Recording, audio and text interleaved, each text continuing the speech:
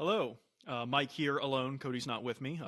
Proto sidebar, as it were, and yeah, I think we might have sold out. I'm not really sure how to preamble this one, other than this is another ranking. And if you've seen the title at this point, I don't really need to give any sort of preamble, but I feel like I need to, because if you're a fan of this podcast, or at least you've listened to some, if not most of it, you know that this is somebody we would probably never talk about, never bring up.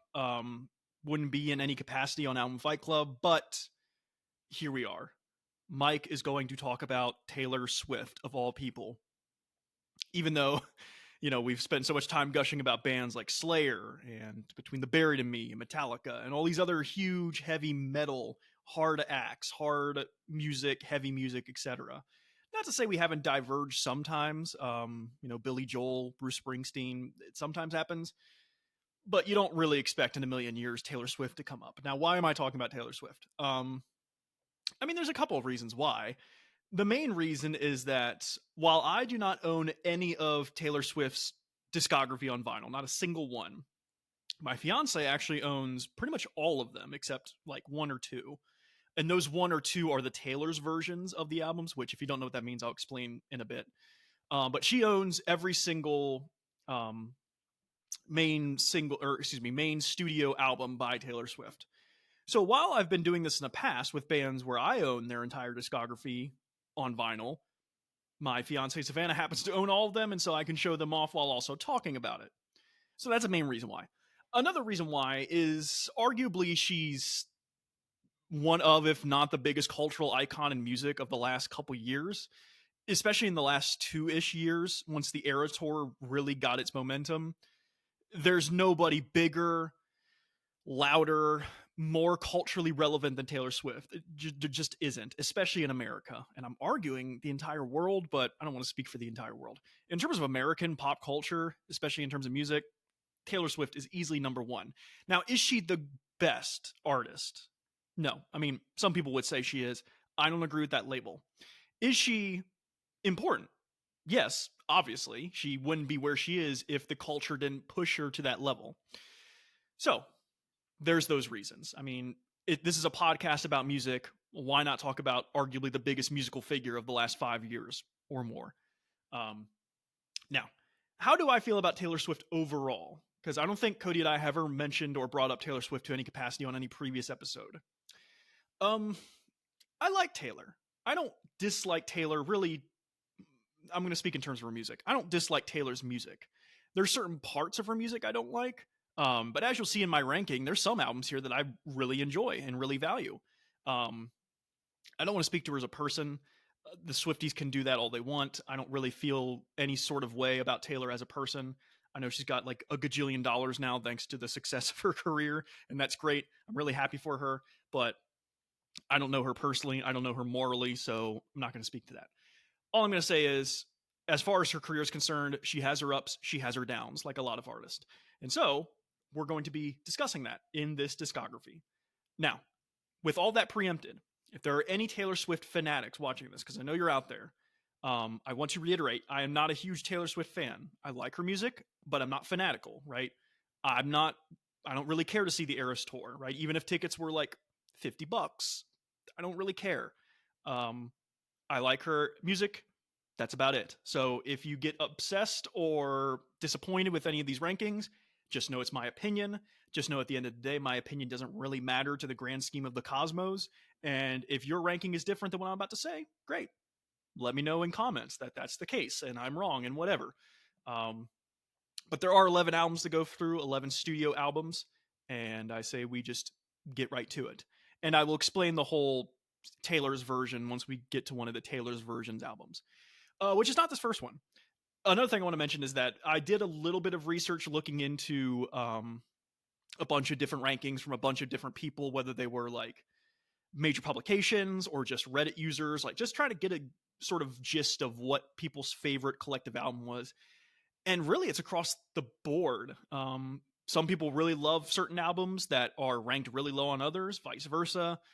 There's some albums that tend to be in the upper half a lot, and there's a few albums that tend to be in the lower half. I noticed that this first one tended to be in the lower half. And if that's really the truth, I can see why. Um, if this isn't anybody's upper half, I really need to hear the reasoning. But I gotta tell you, I really dislike Reputation. And I'm gonna try and placate the history of Taylor Swift here. I'm gonna probably do a poor job of it. You can go on Wikipedia. There's plenty of places to go to find the story of Taylor and how she eventually got here. But this is sort of a mid-career album. She's gone through her whole country phase. She started to move into pop. She, prior to this, released 1989, which was like her mega album hit that really pushed her into the stratosphere. And she had a lot of crap going on. There was this whole Kanye debacle where Kanye referenced her on an album, and she said that was not cool and whatever. And then it later came to find out that like she gave the go ahead to do that. Again, I don't know everything about it. I don't know, but this album is sort of like, as I understand, a a place for her to examine what she means to the culture and how her reputation has soured. And so that's also part of the music as well. A lot of the music here, very 808 beat influenced. It's not country at all, which other albums prior to this have been less and less country. This one has like absolute zero. It's nowhere to be found. And if you know me well, you know that country music is my least favorite genre of music. And with that being said, you can probably guess where the first couple albums in Taylor's discography rank. Um, but they're not at the bottom. Reputation is. And the real reason why is that I look at this track list and I just don't like any of it. It just doesn't, none of this does anything for me. The only song here that I kind of can like be like, okay, that's fine, is the first track, Ready for It. I like the pre-chorus bit, even though you could argue it's the chorus, but whatever, right? I look at the rest of the stuff and I'm just like, I don't really like any of it. Did she really need a song with Future? Like Endgame, the second track, did Future really need to be there? I mean, it just doesn't gel. It just is so left field 180 and not in a good way, right? We've talked about artists on this podcast where they do a total career shift and it's fantastic and it pays off. Sorry, boo, this ain't it. I did something bad, like, and then look what you made me do. Just so much of this, I'm sorry to say, it's just kind of cringy. It's just like, oh, I was such a good girl and now I'm a bad girl. What happened to the old Taylor Swift? I killed her. Like, what are you, 14, going through puberty? Like, get over yourself, right? I don't. No, I'm sorry. I just don't like anything here. The only thing I really like about this album is the packaging. I think the packaging is really cool. This sort of like newspaper headline black and white thing. I'm not going to open the gatefold, but it like plays through the whole thing. It's really cool packaging. Unfortunately, the album itself is just not that great. Like I said, I don't really care for anything here. Um, if out of the blue I want to listen to Taylor Swift again, I'm not going anywhere near this thing because it just doesn't do anything for me. So yeah, Reputation, number 11, bottom of the barrel, don't like it. Am totally fine if I exist in a world where it's not a thing. Which may sound harsh, but you'll come to realize that like so much of Taylor's music I can consume and be okay with.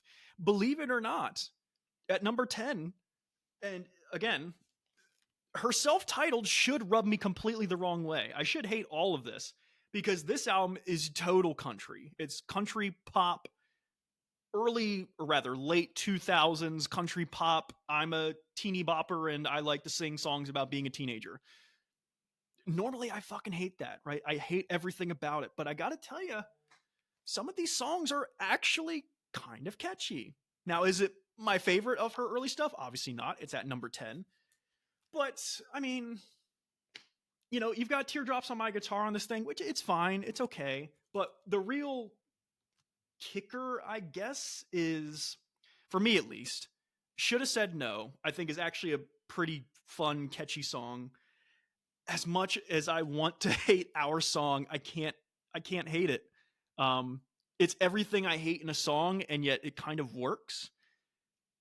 Man, I want to, trust me, I want to hate this album. I really do, but I just can't quite hate it.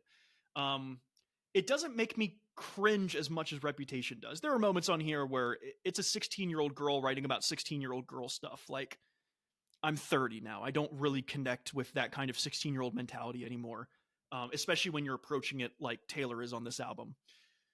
But there's some songs here, like I said, that just kind of do something right. I'm only me when I'm with you. Like, I want to hate it, but I don't. So is this an album I'm going to go to when I want to listen to Taylor Swift? Absolutely not, right? It's just not going to happen. But I don't hate it. And that says a lot, especially when you listen to this album and you just go, wow, that is like country to the nth degree. Country pop, to be fair. Um, but yeah, I really dislike country music post 9/11. I think 9/11 really ruined country music, and that's a whole other video, but look it up. There's been articles written about it, and I think they're all right. Um, it doesn't quite do it for me. And much of this next album doesn't quite do it for me as well, which is Fearless. Now, you'll notice if you're a Taylor Swift fan that this is the Taylor's version of the album. There's so much to explain with Taylor's career, but there came a point where basically her early work, there was something with the production company and the record company that they owned the masters and Taylor didn't. So Taylor redid all of her, or at least she's in the middle of redoing all of her earlier albums so that they are her versions, and therefore she can get the money from them, which is really cool. I'm all for Taylor owning her own music. She deserves to own her own music. So we do not, or rather my fiance does not, own the non-Taylor's version, the original 2008 or something around there release of Fearless. So this is not that. But it's the same thing. I'm going to pretend it's just the original version, even though, as you can kind of see, it's got like 16,000 songs on this thing. Why do I like this more than the original, or more than the debut, the self-titled? Two reasons, my dude. They're very clear. Number one, love story. Man, I want to hate it. I want to hate it. It's this, frilly song about a girl falling in love with the perfect guy. And it's like, I don't connect with that. I connect with, deeper stuff. And yet, in spite of that, every time this song comes on, I just can't help but like get caught up in it and get caught up in the melody. And I'm not afraid to admit that sometimes I'll sing the chorus too. Like, I don't know. Like, I'm not ashamed to admit that, even though some guys might be ashamed to admit it. The real golden jewel of this album, though, is You Belong With Me. I remember hearing that song when it came out, and I'm pretty sure that was like 8th grade year for me. Now, back then, when I was like 15, I could connect with that. Like, I can get behind that. I totally get the idea of like fawning for somebody else who's not with me, but they should be me because they should be with me because I understand them better than their significant other ever will. Like that kind of thing. Totally bought it. And on top of it, it's such a catchy song. It's so catchy. It's like still to this day, after 11 albums, still one of her catchiest tunes. You cannot help but just like be fun and happy listening to that chorus. And I sing along every single time. So those are really the two reasons why this is better than the self-titled. But there's still some pretty good songs here. I think White Horse is still a really good song in her early career. Very good lyrically, good melodies, etc. But this is an album where I would say much of the front half is doing a lot of the legwork here. A lot of the back half, it's not really doing it it's not that it's not doing it well, it's just not doing it for me. The front half is what really pulls this thing up above the self-titled. But still, it's a little too country. Even though it works on some songs here that I already mentioned, a lot of this album doesn't work for me. It's too pop country. It's too teeny bopper. It's just too young love. Even though I just said that You Belong With Me is something I could connect to and is still quite the hit. And I do believe that. There are going to be times here where I sound kind of hypocritical or sound hyperbolic, and I'll point them out when I do. That was a little hypocritical of me to say that, but there's just so much better work in her career that she did later. And to no surprise, in the 8th spot, we're going to conclude that early part of her career with her Speak Now album, her third release. And it is the third pop country album. And I don't really care for a lot of it. But why does this get the leg up over Fearless? I will say Fearless has You Belong With Me, which is probably my favorite song of her original 3 albums. But what I noticed when listening to this album is that the songwriting, I think, really takes a step up. Yes, it's still teenage girl talking about her aspirations and dreams and cute guys that didn't love her back, whatever, right? But man, does she really like pull it off with a lot of these songs. I'll tell you what, Mean, that song, love that song. Another song where you can't help but sing along to the chorus, and it's so fun, and it's so, even I'm 30 now and I can still relate to that song in ways. Sometimes people would say that I'm the dude in the song. I like to think I'm a better person now, but there's good songs here. Again, it's not my favorite. I do like Mine, Back to December. Mean, though, is really, I think, the linchpin of this album. It is another album where I think a lot of the front half is doing the work, although Last Kiss, which is like the second to last song on here, lyrically, I think that song is really great. Even for the age she was when she wrote this, really well done, thought out, good song. So yeah, her early country pop era, not really a fan of it. It's better than Reputation. I'll take her country pop era over Reputation any single day. But in the grand scheme of things, not exactly my cup of tea. So we are out of that era of music, and I'm going to take a quick sip of drink here. I am not sponsored by Arizona Beverage Products in any way, unless they want to at some point. So we're out of that. Every album from now on is very much pop or indie pop or pop centric. Not really a lot of country left. And so we actually get to, and this may offend people, I don't really know, but her latest album, Tortured Poets Department. This one is tricky because, as my fiance so aptly said that I should be doing here, I should be grading this in terms of the anthology, which is, she released, I don't remember the exact day she released this thing, but she released this album, Tortured Poets Department, at midnight. At 3 a.m., 3 hours later, she released another whole hour of music and called it the Tortured Poets Department Anthology. And all the Swifties went nuts because, oh my God, it's another hour of music. What they didn't realize in that moment, because nobody had listened to it, is that so much of this music is just boring. I'm sorry, but it's not that interesting, really. I'm glad she's out of country at this point. I would listen to this over her country albums any single day. But God, dude, like, did you really need 2 hours of music, especially when it's this kind of music? It's just like sad girl pop through the whole thing. And sometimes I like sad girl pop, right? Lana Del Rey, I think, is amazing most of the time. But man, it's just so much of this sounds so uninspired. What songs do I like here? Fortnite, the lead single. It's arguably the best song in the album. There's a reason it's the lead single. And if I'm not mistaken, like the only trackable single that's getting any sort of radio play or whatever. And keep in mind, once again, there's like 30 songs here if you're including the whole thing.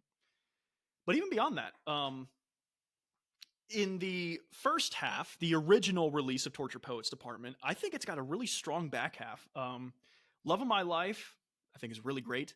Alchemy and Clara Bow. I like all three of those songs, and they come in the second half of the album. Of course, if we're talking about the full anthology, they come in the latter first half of the album, because this is the first half and the other one is the second half. In the second half, I like Prophecy. I like Staring Through People's Windows, but like, there's 15 more songs and like 10 of them you don't need. Now, maybe I'm alone in that thought. I don't think I am. I don't really hear a lot of Taylor fans talk about this album.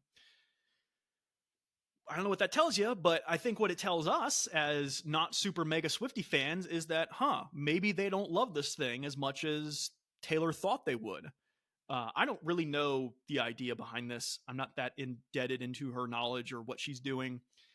I don't think releasing 30 songs and claiming that's like, hey, my new album's out, it's 30 songs. It's 2 hours. Like, offhandedly, if my favorite artist, like, I don't know, Kendrick Lamar, if he came out and said, hey, I've got 2 hours of new music, I'd be like, holy shit. Like, oh my God, I need to hear it. And hopefully it's really good. This is not really good. It's like 30 minutes of really good music, 30 minutes of okay, and an hour of just complete boredom. So would I take this over her early stuff and every other album I've talked about up to this point? Absolutely. Do I want to, though? No. Not really. And so Tortured Poets Department for me, I think, is just too long-winded.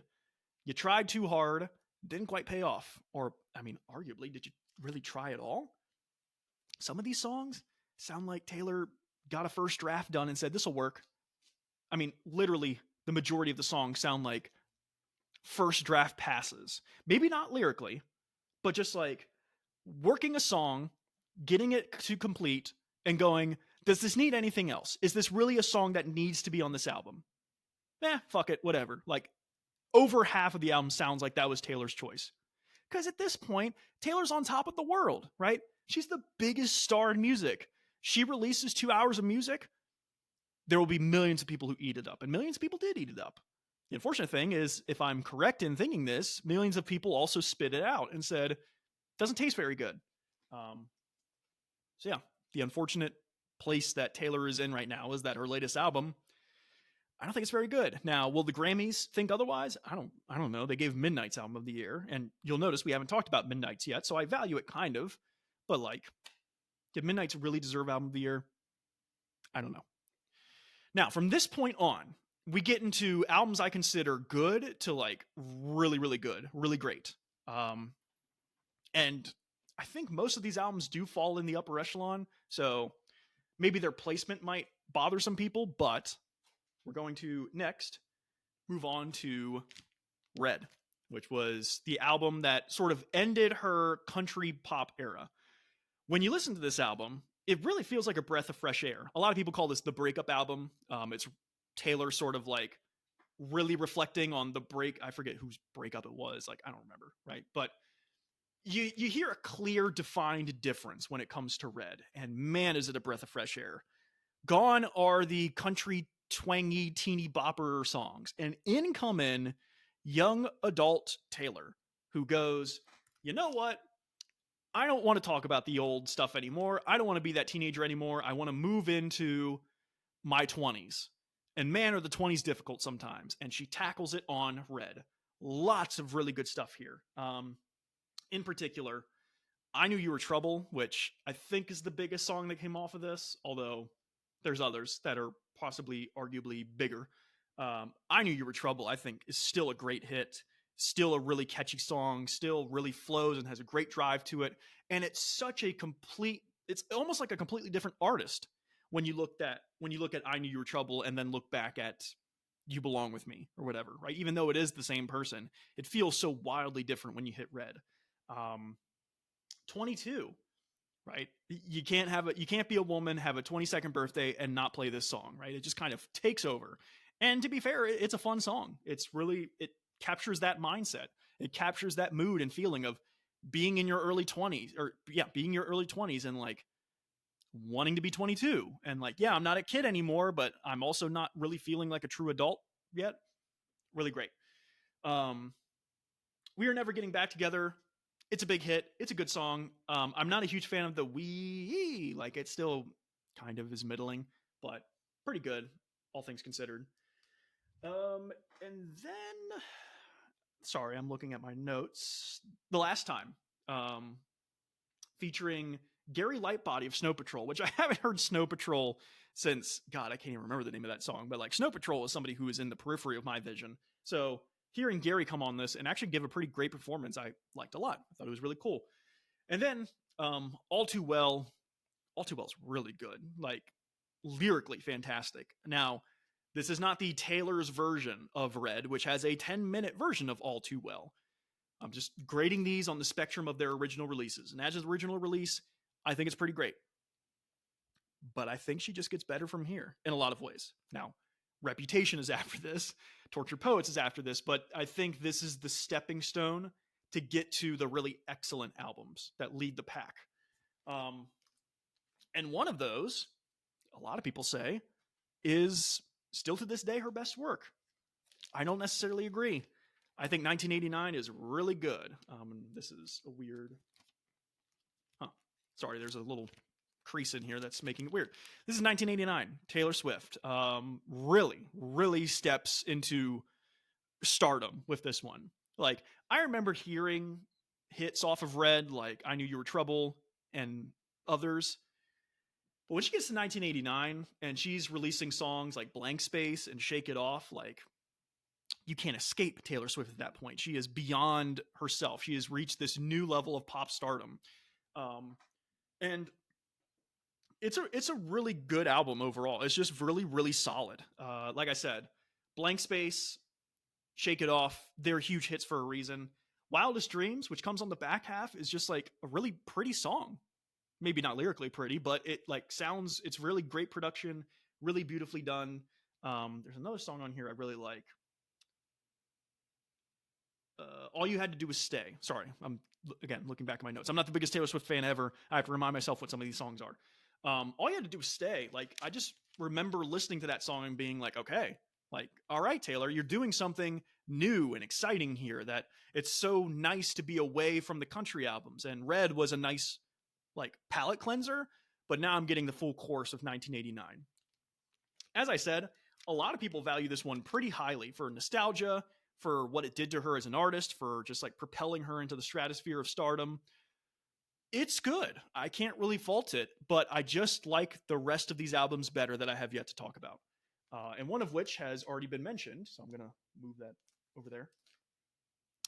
And that is her second to latest release, which is Midnights. Now, once again, do I think this should have won Album of the Year? No, but part of me thinks she won Album of the Year because of what she did culturally in the zeitgeist of the moment. She was just on top of the world. I don't know if you heard that thunder, but it is thundering outside. This is Eras Tour part, Taylor. Just beyond words how incredibly huge she is at this point. So Midnights, why do I like Midnights more than the ones I just mentioned? One of the key things that I think makes this album really work is that it's like 45 minutes long, right? It does not overstay its welcome. Albums typically, the sweet spot is like 45 minutes to 50 minutes, I think. She really hits the sweet spot. It does not overstay its welcome at all. The second reason is that a lot of these songs I really like. I'll just list some of them off. Lavender Haze, I think, is a great opener, and it's just like a really catchy, fun song. Maroon, catchy. Antihero, huge, huge song. Snow on the Beach with Lana Del Rey. You got Lana on there. It works very well. You're on Your Own, Kid. It's okay. And Midnight Rain, also okay. Question, Vigilante Shits. Like, these are important songs that were, part of the catalog. Bejeweled. It's great. It's fun. I really like Karma, which I feel like people don't like Karma as much as I like Karma, but I really like Karma. When she says things like Karma is a cat purring in my lap or whatever, it's just, I don't know. I like it. Which may sound hypocritical once again, because there's other lyrics I mentioned that like maybe aren't written well, which the Karma line maybe not super written well. I don't know. Right at this point, I'm just rambling. Sweet Nothing. I really like how subdued it is. I really like the sort of approach. Mastermind, it's fine, whatever. But as you can see, most of the songs here I really like. And on top of that, right, it would be one thing if I really liked the songs I listed and there were like 10 other songs I didn't list. Torture Poets Department.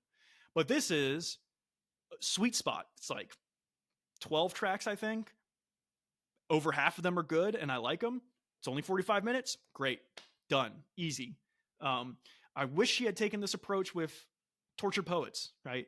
This proved that Taylor can do a 45-minute album and make it good. It didn't need to be 2 fucking hours, Taylor. Go back to Midnight's mentality, or go back to the mentality of the next 3 albums I'm going to talk about. Now, if you're a Taylor Swift fan, you know which 3 albums I haven't talked about yet. And when I reveal the next album, the number 3 spot, you're going to know really quickly what number 1 and number 2 are. And I'm saying that because number 1 and number 2 sort of are part and parcel with each other. So let's just talk about number 3 and then we'll get to the top 2. Number 3, Lover. I think that this is the amalgamation and the apex of Taylor as a pop star. Once again, if you know Taylor's discography, you know what number 2 and number 1 are, and they're not pop at all. Again, I'll get to those. But what I really, really like about this album is that it's got the huge hits, right? I mean, for God's sakes, Cruel Summer is on this thing. Cruel Summer got second wind like years after this album, not years, like a couple years after this album came out, and now it's like her biggest song out of like seemingly nowhere, right? This album came out in 2018-19 era, and then like in 2022, Cruel Summer is the biggest song in the world. Tell me how that happened. Um, but so much of this is great. The song Lover, like the self-titled track Lover, you hear that at every wedding now of millennials who get married, or Gen Zs that get married. Lover is the slow song that's going to play, right? And to let you in a little secret, at the time of recording, Savannah and I haven't had our wedding yet. Our slow dance song is Lover, so that must tell you something. But like I said, I think that she really becomes superstar pop icon Taylor Swift here. Do I love every song here? No, but I like really a lot of them. And what's interesting, I mean, just to point out more, Paper Rings, super fun, catchy song. Death by a Thousand Cuts, I like. But what's surprising here is that I think this has a really strong back half. Afterglow, love Afterglow. It almost sounds like an Ariana Grande song, but I really like it. It's Nice to Have a Friend. She just pulls like trumpets out of nowhere and like back gang vocals, and it's like, where the hell was this? And on top of it, I think it works really well for that song. It just like I said, it just comes out of nowhere, and it's surprising when the second to last song you're doing things you're doing different stuff. Like, I think this album's like an hour in length, if I'm not mistaken, but I'm not checking my watch being like, okay, can we wrap this up? Like, this is an album where the whole way through I'm enjoying it a lot, really. There's a few songs here that I don't love. I've never really been a huge fan of that song. I don't think it's bad. Like, I'm not going to turn it off, but it's also not a song that I'm like super looking forward to once I get to it. But the songs that really do work here really do work. So I think Lover's really good. I think it's really great. But now here's the history of Taylor Swift if you don't know. If you do know, this is going to be no shock or surprise to you. You already know what number 1 and number 2 are. After Lover, right? This is 2019 era world. She's on top. She's a huge star. She's back in the spotlight. Everything's fantastic. And then this little thing called COVID-19 happens, and the whole world shuts down. No touring, no live performances, no nothing, really. And so in that moment, Taylor could have done a lot of things. She could have been like, oh, well, we can't do, live venues at the moment. I don't feel like doing music right now, right? I'm going to take a break. A lot of artists did. That's totally fine. She could have been like, oh, no sweat. COVID schmovid. I'm going to release Lover 2 or whatever the next step in the Lover path was and release a big pop album. Okay. A lot of artists would do that too.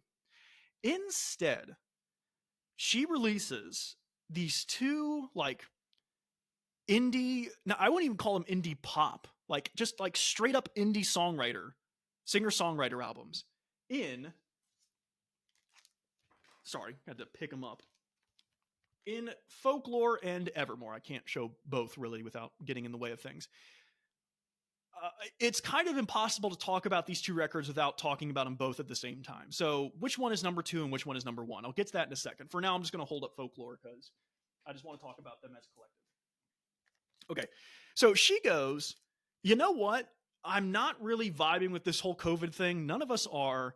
I'm going to release an album or 2, later we find out, that like really gets to the core of what I'm feeling. And we go, okay, sure, Taylor, do what you want.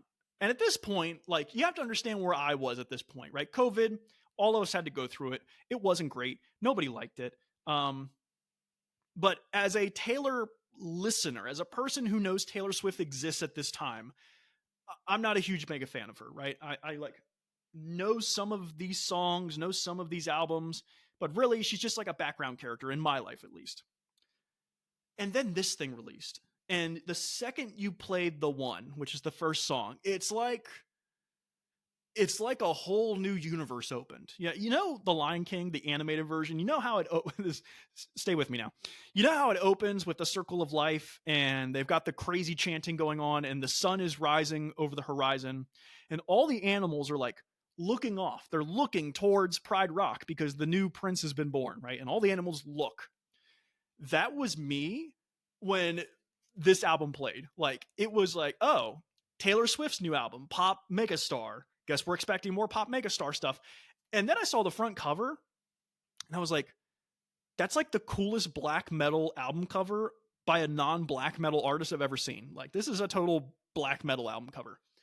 And then you turn it on and my God, it's just like a whole different person all of a sudden. Like, obviously it's still Taylor. It still sounds like Taylor. It's not like she became this new alien creature, but she takes a whole new approach to like everything. It sounds nothing like Lover. It sounds nothing like every other album that came before it, but it is so good. I mean, The One, Cardigan, The Last Great American Dynasty I like a lot, but Exile, like The One, Cardigan, and Exile together, those three songs, forget about it, dude. It's over. Do not come at me with she has written better songs than The One, Cardigan, and Exile, because I don't want, like, I don't know what you're coming at with, like, what basis are you coming at this with? Like, Cruel Summer, yeah, it's a bigger hit than those three songs I just listed, but it's not a better song than those three. Like, I just don't know how to describe it. I'm shocked every time I hear people say that Folklore and or Evermore are not the best Taylor albums. They're not their favorite. I'm like, what planet are you on? This is Taylor just like, oh my God, it's so much better than like everything that came before it. I'm sorry, it just is. And again, this is speaking from someone who's not a Swiftie, who's not a huge Taylor Swift fan. What I am, though, is a mega fan of Folklore and Evermore. Now, which one do I like more in terms of rank 2, rank 1? My second favorite album by Taylor Swift is actually Evermore. And the reason why, let me get it in frame and back in the camera. The reason why is that I think this album is amazing, top to bottom. There's not really a track here that I just absolutely hate. In fact, fun fact, Evermore, the last song on here featuring Bon Iver, it's my favorite Taylor Swift song. I think lyrically it's gorgeous. The piano is amazing. Just the way she turns the phrase, this pain wouldn't be forevermore. Like, oh man, it's so good. It's so fucking good. And then the section where her and Bon Iver are going back and forth, bro, it's so much better than everything she has done up to this point in her career. Like, just miles better. Like, I'm sorry, it just is. And everything before it is, like I said, is great. So many good songs here. Willow, Champagne Problems, 'Tis the Damn Season, No Body, No Crime. Fun song. Not my favorite song, but it's a fun song. Dorothea, Coney Island, Long Story Short, Marjorie. Like, so many great songs here. Like I said, I don't hate a single song on this record. But I also don't like the songs as much as the songs on Folklore. The only reason this is number 2 and not number 1 is because I think Folklore overall just has the stronger impact on me. Like, when I listen to both these records front to back, when I end Evermore, I'm like, man, that was really, really, really good. I loved everything about that.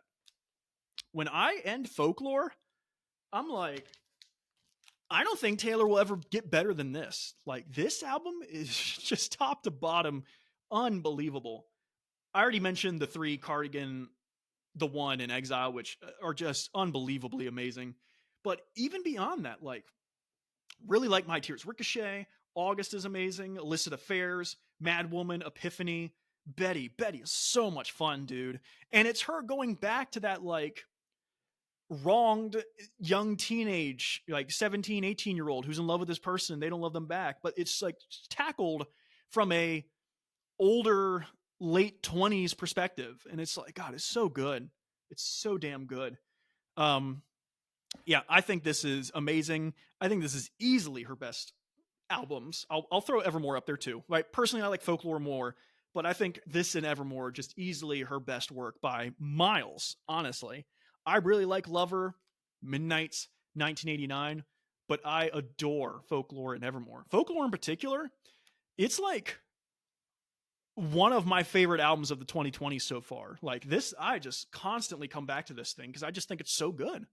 She just does so much on this thing. And part of me wished she would have kept with this. Now, do I blame her for doing Midnights and, well, not Tortured Poets, right? Do I blame her for doing Midnights? Not necessarily. I mean, it's her returning to the pop roots, and it was huge and it was big and it did great for her, and that's fantastic. But my God, dude, like, can Taylor at least make every other album folklore slash Evermore, or at least that in that vein? Tortured Poets feels like she tried to do folklore Evermore again, but it's like she did the stylings of folklore and Evermore and just sucked all the life out of it with Tortured Poets. There is so much life on folklore and Evermore. It's like a living creature. You can see it breathing. That's how, like, so much emotion, so much passion. It's so damn good. And as a non-Swift fan, like I've said, to me it is no competition. Like, it just is not even close. From number 3 down, like, they're in their own camp of like Taylor Swift music, but Evermore and Folklore are like career defining. I think that when Taylor Swift eventually passes away and her music lives on, I think that what people will really latch on to and what the critics will really say was her defining moment was that Folklore Evermore era, when she like really stepped into her artistry and really became the true artistic being that she could be. Um, and again, you don't have to agree with me. I'm just kind of ranting and raving at this point. But man, like, I think Folklore and Evermore, but I think Folklore for sure deserves to be in like the Library of Congress. Like, just save this thing. It's that good. I don't know how to stress enough. It's that good. Yeah. Easily one of my favorite records of the 2020s so far. We'll probably end there, right? Unless she releases an album that's better than Folklore in the next 5-ish years, which I don't really see that happening, but who knows? I could be wrong. And yeah, that's my that's my discography rank of Taylor Swift. I'm sure it's probably different than yours. If it's not, that's amazing and awesome, and I'm sure I love you for it. But if it is different, that's completely okay, right? If you think Folklore is her worst album, I would love to have a conversation with you about why, but that's not to say you're wrong, right? Opinions are opinions, and everyone's got one. So that's really all I have to say beyond that. Other than thank you for listening, thank you for watching, thank you for being you. Like I said, I don't think Taylor Swift's going to come up at any capacity in Album Fight Club. I could be wrong, but here's a fun little thing to talk about on the side. So until next time, take care, and thank you once again for watching.